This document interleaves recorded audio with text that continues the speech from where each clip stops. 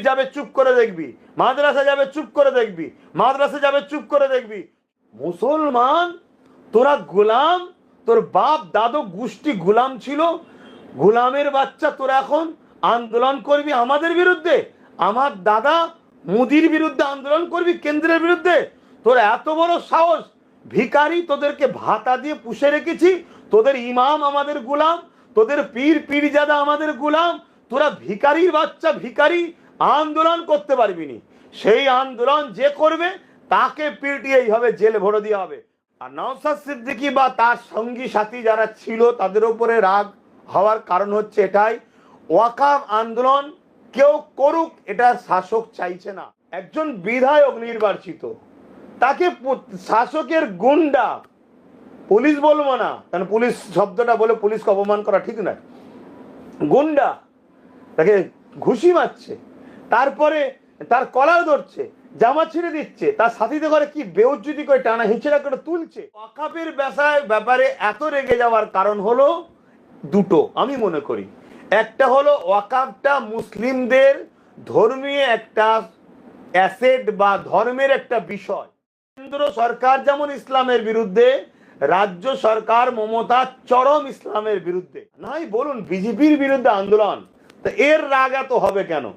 মানে কতটা সেটিং দেখুন। ওয়াকাফ কালা কানুনটা তৈরি করেছে কে? কেন্দ্র সরকার।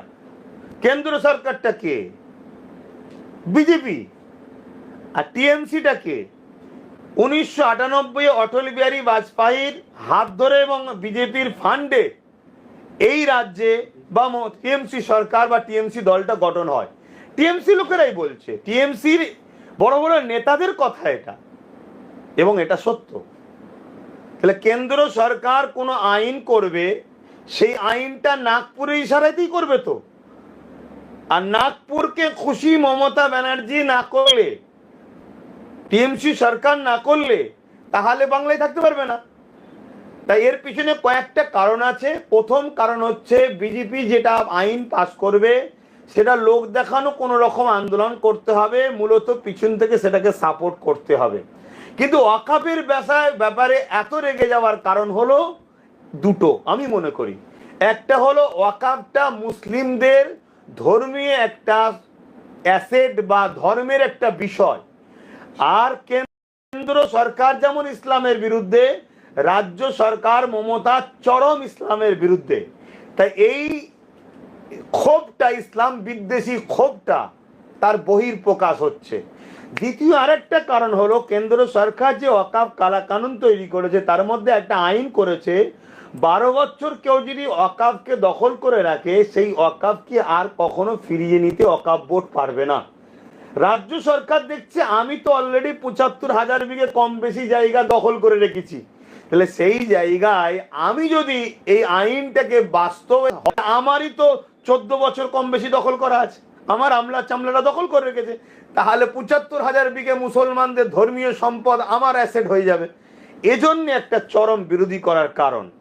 আর নওশাদ সিদ্দিকী বা তার সঙ্গী সাথী যারা ছিল তাদের উপরে রাগ হওয়ার কারণ হচ্ছে এটাই, ওয়াকাফ আন্দোলন কেউ করুক এটা শাসক চাইছে না। কেন ওয়াকাফ আন্দোলন করলেই সেন্টার থেকে বলবে তুমি রুখছো না কেন, তুমি যদি না রোখো তাহলে ইডি সিবিআই পাঠিয়ে আবার তোমাকে হেনস্থা করবো, আর করবো, এটা করবো, সেটা করবো।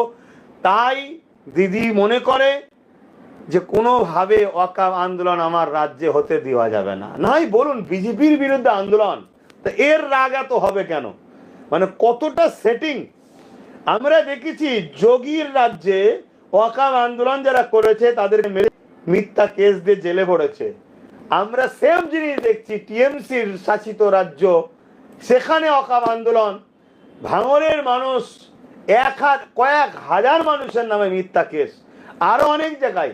এবং রিসেন্ট গত 20 তারিখে একজন বিধায়ক নির্বাচিত, তাকে শাসকের গুন্ডা, পুলিশ বলবো না কারণ পুলিশ শব্দটা বলে পুলিশকে অপমান করা ঠিক নয়, গুন্ডা তাকে ঘুষি মারছে, তারপরে তার কলার ধরছে, জামা ছিঁড়ে দিচ্ছে, তার সাথীতে করে কি বেউজ্জতি করে টানা হিঁচড়া করে তুলছে।